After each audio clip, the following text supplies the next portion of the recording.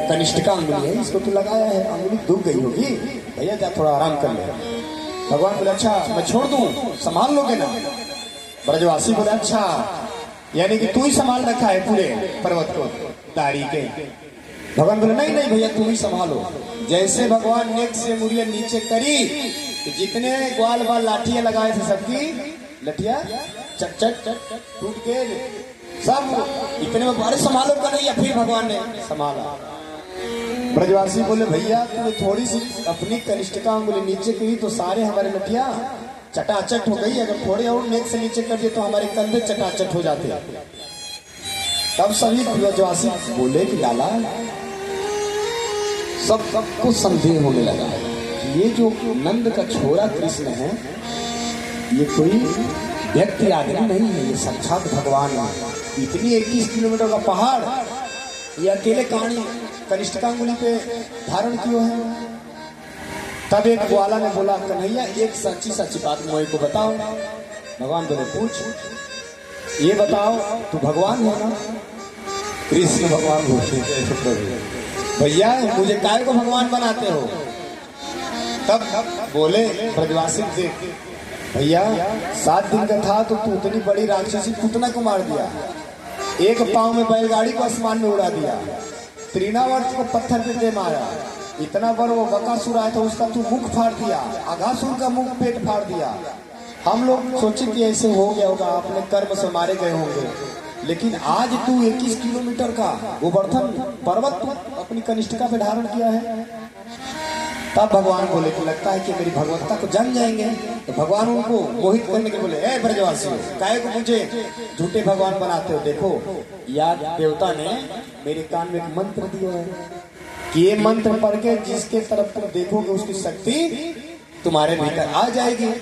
तो हमने वो मंत्र पढ़ा और तुम सबन के सामने आंखों में देखा, तुम सबन की शक्ति मेरे अंदर आ गई और इसलिए मैंने गोवर्धन उठा लिया। कुछ माखन को बल बढ़ो, कुछ गोपन करे सहाय, श्री राधिके जो की कृपा से मैंने गोवर्धन लियो उठाए। काय को भगवान बनाते हो? कुछ तुम लोगों ने तुम्हारी शक्ति, कुछ अपने माखन के बल तुम लोगों ने जो खिलाया और किशोरी जी कृपा से गोवर्धन उठा लिया। ब्रजवासी बोले क्यों रे दाढ़ी के, अब तक तू घर घर माखन चोरी किया करता था, अब तो हम सबकी शक्तियां बल चुराना शुरू कर दिया। तब क्या हुआ कि भगवान ब्रजवासियों को अपनी माया के अनुसार सबकी मस्तिष्क को अपने माया में लिप्त करते हुए ताकि मेरी भगवत्ता को न जान पाए। और आगे से लीला करते हुए अब क्या हुआ कि इंद्र ने भेजा कि जाओ जरा देख क्या ब्रजमंडल में डूब गया। आए पार्षद देखो कि यहाँ तो धूल उड़ रहा है, एक बूंद जल नहीं। 7 दिन 7 रात तक बारिश हुई, मूसलाधार बारिश जैसे होती है ऐसी बारिश नहीं, हाथी की सूंड जैसे भागवत में लिखा है, इतनी मोटी मोटी धाराएं गिरती थी, फिर भी एक बूंद नहीं पानी। तो गया कहाँ भाई जल? तो सुखदेव जी से परीक्षित ने पूछा कि महाराज इतनी बारिश हुई 7 दिन रात तक, जल गया कहाँ? तो सुखदेव जी महाराज बोले राजन परीक्षित, एक बार रामावतार में सिया जी ने राम जी से कहा कि प्रभु कोई ऐसा ब्राह्मण देवता लाइए संत कि मैं बहुत प्रेम से उनको भर के भोजन पवाऊं। तो राम जी गए, अगस्त जी को निमंत्रण दे के आ गए और अगस्त महात्मा भोजन करने लगे। जैसे अभी 2 पूड़ियां अभी है थाली में, महात्मा 2-2 4-4 पूड़ी एक बार में मारते हैं। अभी किशोरी जी उधर बना रही है, तब तक खत्म। पूड़ी लाओ जानकी, पूड़ी लाओ जानकी, अकेले थक गई बनाते। इतने में गणेश जी को बुलाया, जल्दी आओ है सहयोग करा। राम लखन भरत शत्रुघ्न सब सहयोग करा, सब लोग लग गए रसोई सेवा में। गणेश जी ने रिद्धि सिद्धि को बुलाया, सब लगे हैं पूरी आने में, कोई निकालने में, कोई साग बनाने में। महात्मा किशोरी जी ने कहा महाराज जी मैंने सुनी है कि जब आधी भोजन हो जाए तो पानी पी लेना चाहिए। महात्मा ने कहा तुम चिंता न करो, जब आधे भोजन हो जाएंगे तो मैं पानी मांग लूंगा। अब किशोरी जी माथा पकड़े के भी महात्मा का आधा भोजन भी नहीं हुआ, इतने दिन से भोजन पाने बैठे हैं। अब क्या हुआ कि राम जी की तरफ किशोरी जी मुंह लटकाए, बोले कि ऐसा महात्मा पकड़ के लाए कि हम लोग को किचन से फुर्सत नहीं मिलती। तब राम जी देखे कि किशोरी जी उदास हो रही हैं, तो एक तुलसी और जल जैसे पान किए राम जी, उधर महात्मा को आगे बता, हाँ जान के आधा हो गए भोजन, अब मुझे जल पिला दो। आधा क्या पूरा हो गए भोजन। तब अब किशोरी जी ने कहा अभी तक ये भोजन इतने दिन से करे, जल भी इतने एक बाल्टी 2 बाल्टी तो पियेंगे नहीं, अब इनके लिए भाई कोई नदी 2-4 समुद्र चाहिए, अब उतने कहाँ से लाएंगे।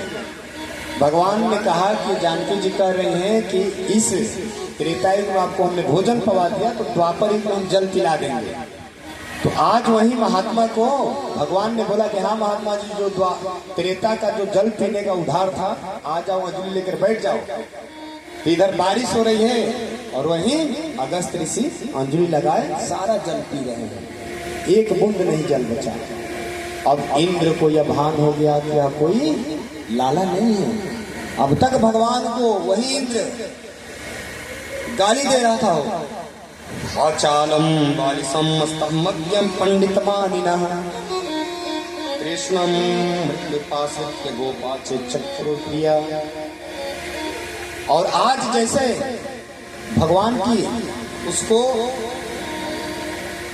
ऐश्वर्य का बोध हुआ कि तो साक्षात ईश्वर है, तो वहीं आके गाय को देखो, जब भी देवता लोग को भगवान को प्रसन्न करता है तो आगे गाय को ले जाते हैं। जैसे अपने से कोई बड़ा अधिकारी रुष्ट हो जाए तो एक बड़े अधिकारी को ले जाया जाता है कि भैया उनके चेहरा देख को क्षमा करने बात बन जाएगी, वो मेरी तरफ से कह देंगे तो चोरी से लग जाएगी।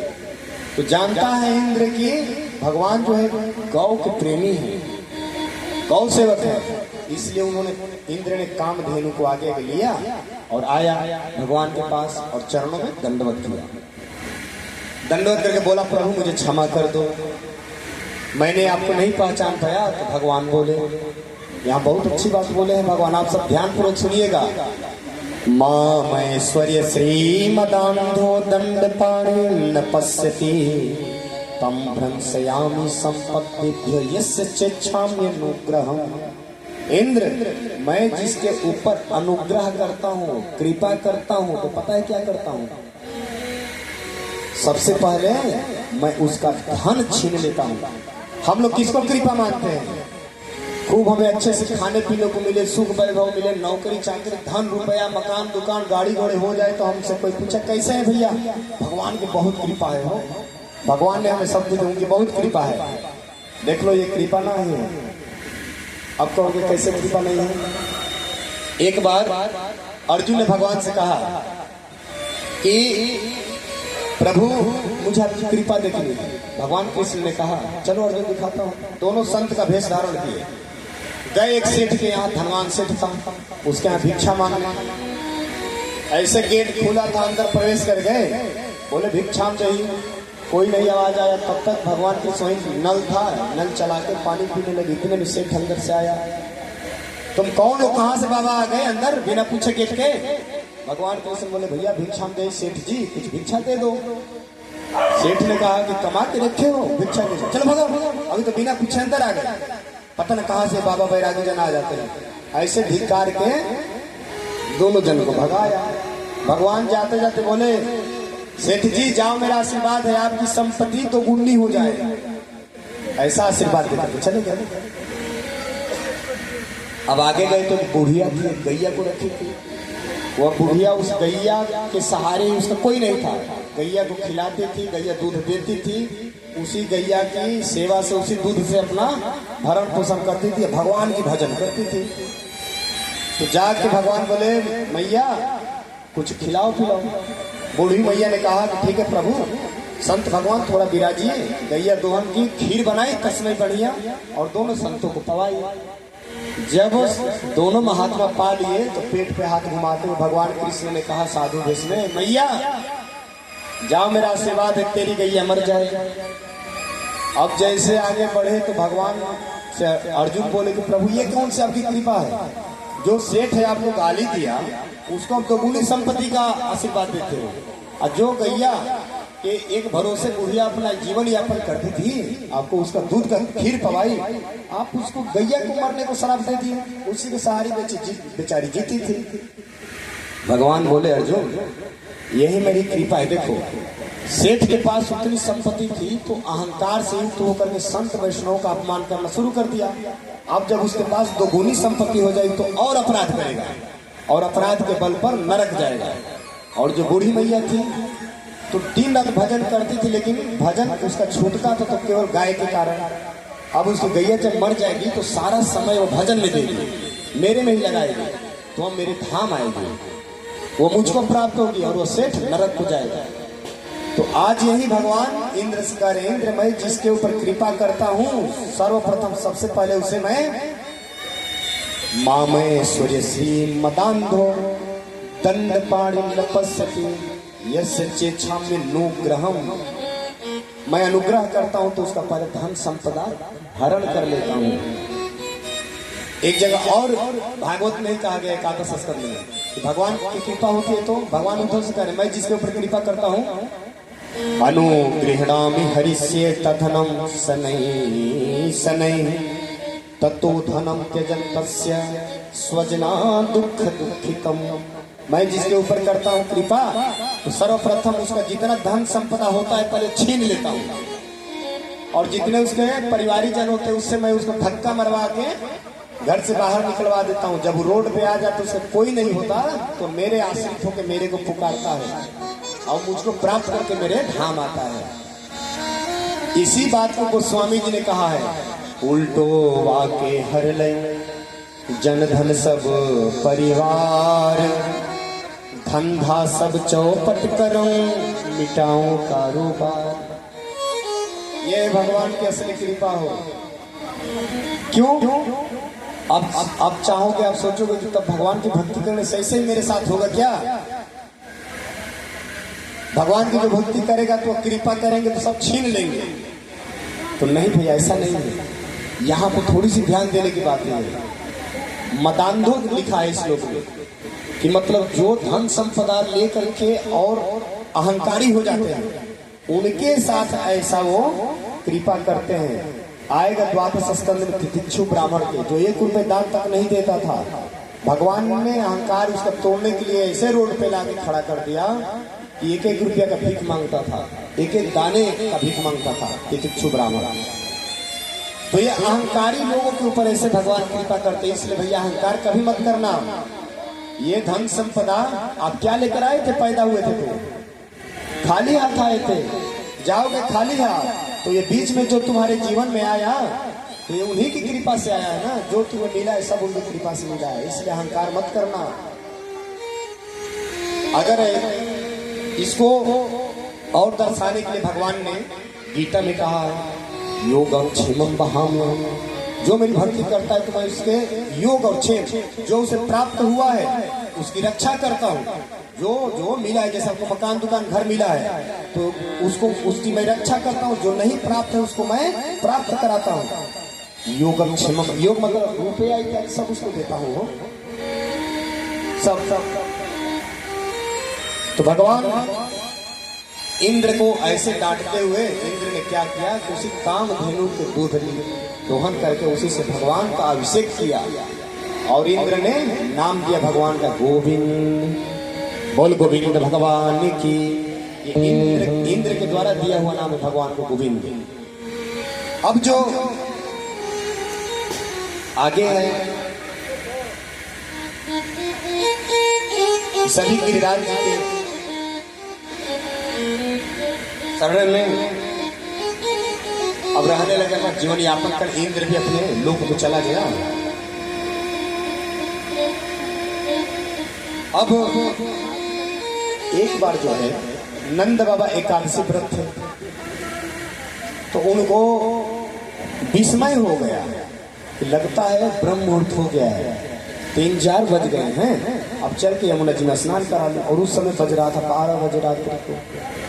नंद बाबा गए अपने और ब्रजवासियों के साथ और जा करके जैसे यमुना जी में स्नान किए, इतने में वरुण के पार्षद आए, नंद बाबा को पकड़ के आपकी भाषा में नंद बाबा को डुबा दिया। जैसे नहीं बोलते तालाब में उनको, उसको आप लोग क्या बोलते, भूत ने डुबा दिया। उसी भाषा को आप अपने अनुसार समझ लें।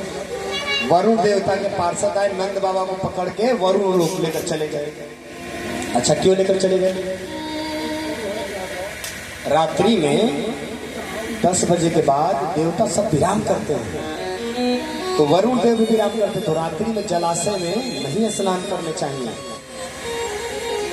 10-11 बजे रात्रि के बाद, और उधर 3 बजे से पहले नल हो गया, कुआं हो गया, मतलब ये इनको नहीं यूज करने चाहिए। पानी भर के रख लो, टोटी इत्यादि में नहीं खोलने चाहिए, सबसे बचना चाहिए। क्योंकि उस समय देखो जल के देवता है वरुण, वरुण देवता जल में वास करते हैं, उस समय सोए रहते हैं। अब आप जब तक टोटी खोलोगे, जब तक पानी का यूज करोगे, तो वह उनका अपराध होता है। आप पीने के लिए अपने लोटा, गिलास, बाल्टी में रख लो जल, लेकिन कुआं का यूज, नल का यूज, नदी का यूज रात्रि में वरुण देव का अपमान होता है। तो वहीं नंद बाबा 12 बजे रात्रि को स्नान करने गए। भगवान के पिता हैं, फिर भी वरुण के पार्षद लेकर चले गए। अब जो ऊपर ग्वाल पर कुछ बैठे थे, नंद बाबा ने डुबकी लगाई, अभी तक बाहर नहीं निकले, लगता है डूब गए। दौड़े दौड़े गया ब्रजवासी, बोला कन्हैया कन्हैया, तेरो बाबा यमुना जी में डूब गए हो। अब जैसे सभी सुने ब्रजवासी, रात्रि को ही सब दौड़े भागे यमुना जी के किनारे। भगवान कृष्ण आए और सीधे यमुना जी में छलांग लगाया, छलांग लगा के सीधे चले गए वरुण लोग। वरुण लोग गए, जल से उन्होंने पूछा क्यों, कहाँ है मेरे बाबा, और वरुण देव के पार्षद ले गए। वरुण लोग गए वहां, देखे तो नंद बाबा को वरुण के पार्षद बांध रखे हैं रस्सी में। और जैसे भगवान को वरुण देव ने देखा तो दंडवत किया, प्रभु आप यहाँ कैसे, अचानक कैसे आ गए, आप हमें बुला लिए होते, हम आ गए होते। भगवान ने कहा अच्छा मेरी पूजा कर रहे हो, अब मेरे बाबा को बांध के रखे हो रस्सी में। अब जैसे वरुण ने सुना कि इनके पिताजी हैं, तो वरुण देव बोला सरकार क्षमा कर दिया, हम न पहचान पाए। भगवान बोले अरे ये बताओ किस लिए उन्हें उठा के लाओ, जल्दी मुक्त करो। ये सारी दृश्य देख रहे हैं नंद बाबा कि मेरे लाला तो ये जितने अभी तक काले काले हमको इतने कष्ट दे के सजा बांध पकड़ के लाए, मेरा लाला को देख के सब दंडवत कर रही है, क्या हो रहा है, कौन मेरा लाला क्या है। सारी दृश्य नंद बाबा देखते रहे और भगवान को मुक्त किए, वरुण को खूब आशीर्वाद दिए और लेकर सीधे जल से बाहर आए। अब जैसे आए तो नंद बाबा ब्रजवासियों से बोले ये बात कि भैया पता है मैं जैसे डुबकी लगाया तो 2 आए काले काले, मुझे पकड़ के लेकर चले गए, ले जाके रस्सी में बांध दिए। पर जैसे मेरे कन्हैया गया तो उन दोनों के जो मालिक था वो भी उनके चरण में गिरा, वो भी सब प्रणाम कर कान पकड़ के माफी मांग रहे थे मेरे कन्हैया से। ना जाने उसकी रिश्तेदारी कौन सी है, लगता है मेरा कन्हैया। नंद बाबा को भी शक होने लगा कि लगता है कृष्ण भगवान है। तो ब्रजवासी बोले लाला तू सच सच बता, तू भगवान है। भगवान कृष्ण बोले भैया तुम काहे को बार बार मुझे भगवान बनाते हो। तब ब्रजवासी पूछे देखो लाला आज नंद बाबा डूब गए थे और तू गया जल के भीतर से तो फिर जीवित लेकर चला आया। भगवान बोले देखो ब्रजवासी तुम लोग मुझे भगवान मानते हो, ये बताओ तुम लोग वरदान मांगे क्या चाहते हो। भगवान मान लो कि मैं भगवान हूं तो हमसे कुछ चाहते हो। तो ब्रजवासी बोले भैया तू भगवान है, तू भगवान बना रहा, हमें तुझसे नहीं लेना देना और आज के बाद से तेरे साथ हम लोग को नहीं खेलना, क्योंकि तू भगवान है। तेरे साथ हम कबड्डी खेलेंगे, कुश्ती लड़ेंगे, कहीं हमसे अपराध हो जाएगा तो कब जाने कौन सी नरक में ढकेल दोगे, इसलिए आज के बाद तुम्हारे साथ हमारी दोस्ती खत्म और खेलना भी बंद। भगवान देवी को ब्रजवासी तो आज के बाद हमारे साथ नहीं खेलेंगे। तो भगवान ने कहा ब्रजवासियों मैं भगवान हूं तो बताओ तुम लोगों को क्या चाहिए। तो एक ब्रजवासी बोले देख अगर तू भगवान है तो भैया सुना हो तू बैकुंठ में रहता है, तेरा बैकुंठ है तो एक बार तू अपने बैकुंठ का दर्शन करा दे।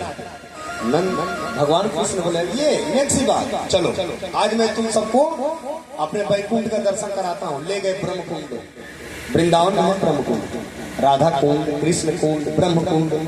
ब्रह्म कुंड के पास ले गए और बोले भगवान कृष्ण की चलो जिसको जिसको मेरा वैकुंठ देखना है इस कुंड में छलांग लगाओ।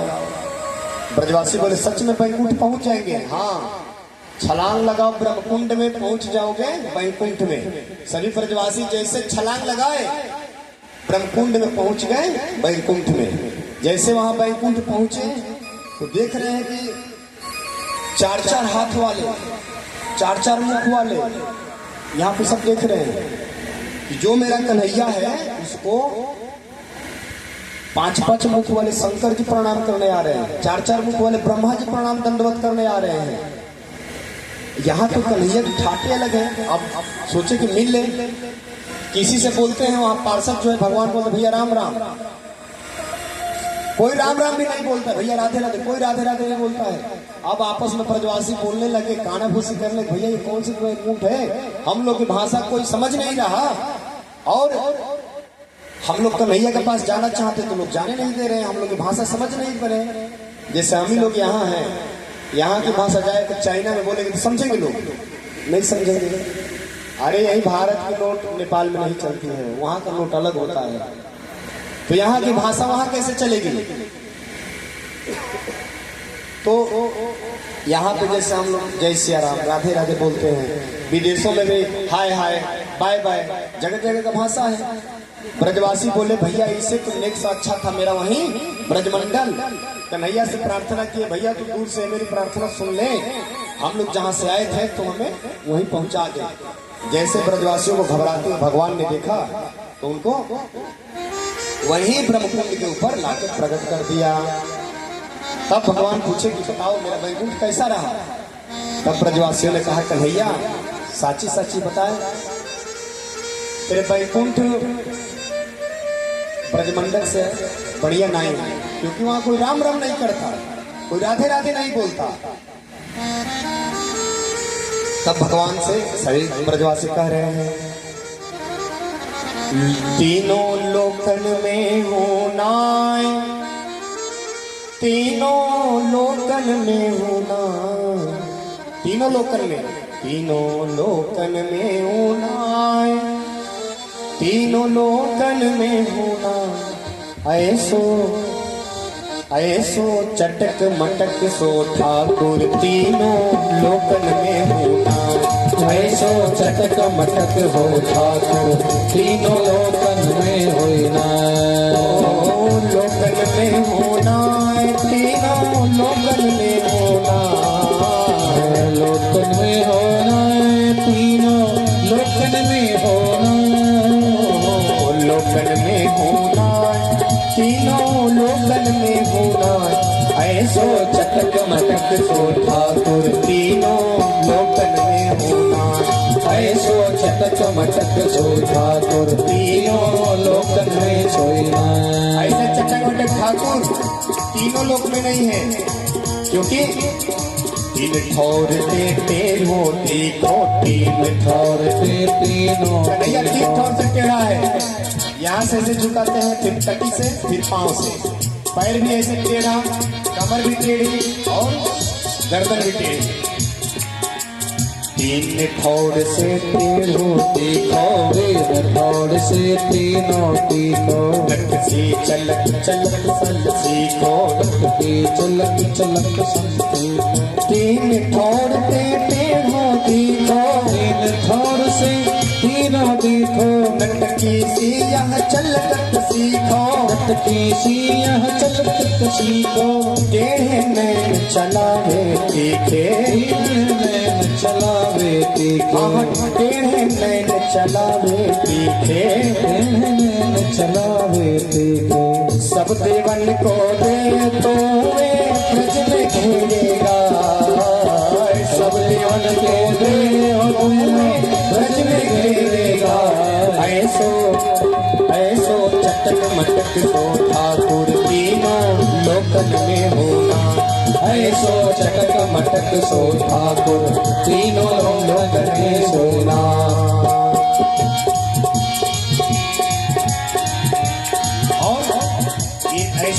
छवि को देख करके ब्रह्मा जी पछता गए हो, मोहित हो गए। ब्रह्मा मोह कियो पछतायो, ब्रह्मा मोह कियो पछतायो, गर्व इंद्र को दूर भगायो, गर्व इंद्र को दूर भगायो। दर्शन हित शिव ब्रज आयो, दर्शन हित शिव ब्रज आयो, दर्शन हित शिव ब्रज आयो, दर्शन हित शिव ब्रज आयो। ऐसो वैभव वारताए ब्रज में गारी खाए, ऐसो वैभव वारताए ब्रज में गारी खाए। ऐसो चटक मटक सो ठाकुर तीनों लोकन में होना, ऐसो चटक मटक सो ठाकुर तीनों लोकन में सोना। कितना सुंदर जी बात कही है। ऐसो वैभव वारो ताऊ ब्रज में गाड़ी खाए, ब्रज में गाड़ियां देती हैं हो।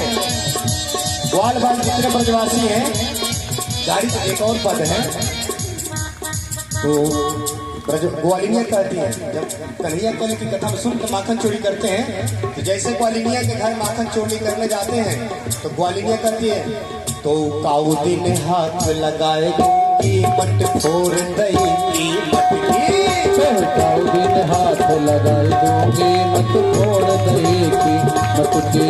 कोई काऊ दिन हाथ मतलब चपाटे।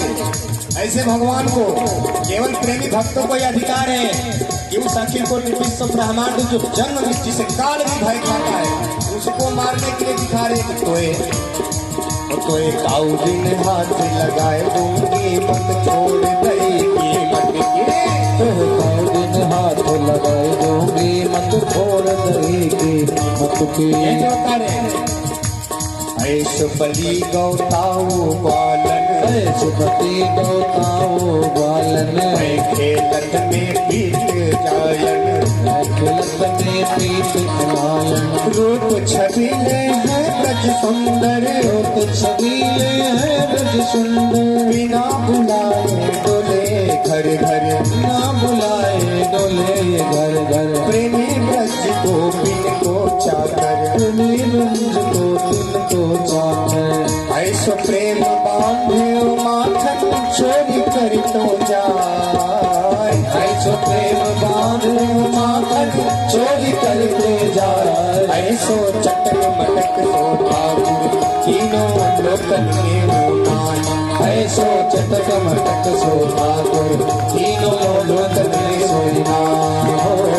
लोकन में होना, तीनों लोकन में होना, लोकन में होना, तीनों लोकन में होना। ऐसे तीनों लोक में मेरा ठाकुर नहीं है, किसी रूप में आज तक नहीं आया।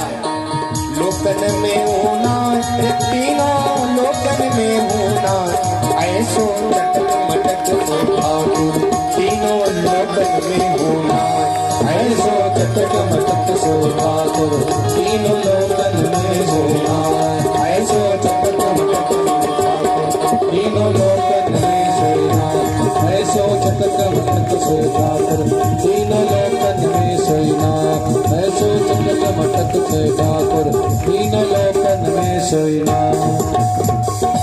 बोल भागवत महापुराण की जय। हेलो भैया, इसमें बेस बहुत ज्यादा हो गया, थोड़ा सा केवल। अब जो है हेलो हेलो भगवान, हेलो। आज शरद पूर्णिमा की रात्रि है, और आज भगवान ने बांसुरी बजाई दूसरी बार। पहली बार एक बार बांसुरी बजाए थे देवू गीत के समय, वो बांसुरी सभी के कानों में सुनाई दिया था।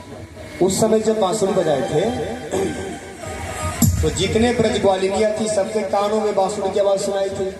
पर इस बार जो बांसुरी बजाए हैं भगवान, तो केवल उन्हीं के कानों में सुनाई दिया है जिनका भगवान कल की कथा में चीर हरण कर चुके हैं। मैं कल बोला था कि जिनका जब तक चीर हरण या ज्ञान रूपी वस्त्र जिनके जीवन से नहीं भगवान हरण कर लेते हैं, तब तक महाराज ने तो प्रेम मार्ग के भक्ति में प्रिया प्रीतम के रस प्रेम रूपा भक्ति में उनका प्रवेश नहीं होता। तो आज उन्हीं गोपियों के कान में वो बांसुरी की आवाज सुनाई दी है, जिन जिन गोपियों का कल प्रभु ने चीर हरण अथवा वस्त्र चुरा लिए हैं। तो जैसे प्रभु ने बांसुरी सुनाई तो क्या हुआ, जैसे बांसुरी बजाए, निसम्य गीतम तदनंगवर्धनम, निसम्य गीतम तदनंगवर्धनम,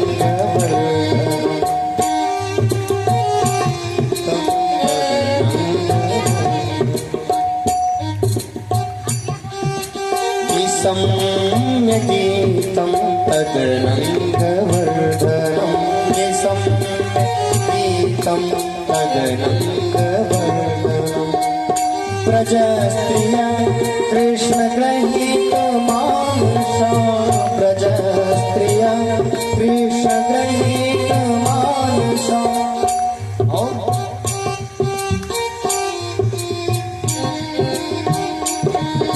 उन्हीं ब्रज स्त्रियों का भगवान ने चित्त आकर्षित किया है, जिन जैसे प्रभु ने बांसुरी बजाई, जो कल जिन जिन गोपियों का चीरहरण किया, उन्हीं के कान में केवल बांसुरी गई है आवाज, और वो जैसे उनके कान में आवाज गई है तो सीधे भगवान पिता रात्रि सरदो फुल्ल मल्लिका विक्षरन्तुम मनश्चक्रे योग माया उपाश्रिता। भगवान को अमना कहा गया। श्रुतियां जो वेद है, वेद स्तुति कल की कथा में श्रवण करेंगे। जय जय जय जाम जित दोष ग्रभीत गुणाम, त्वमसि यदात्मना समवरूध समस्त भगा। भगवान को वेद अमना कहता है, जिसका मन है नहीं। हम लोग का मन है तभी तो कुछ करता है, तो कुछ करते हैं, इच्छा जाहिर होती है, पर वो अमना है। लेकिन अमना होते हुए भी आज भगवान को मन किया क्या? विक्षरन्तुम मनश्चक्रे योग माया मुपाश्रिता। उनका मन किया कि आज मैं गोपियों के साथ रंतुम मनश्चक्रे, उनके साथ में रमण करूं, विहार करूं। तो उन्होंने बांसुरी बजाई।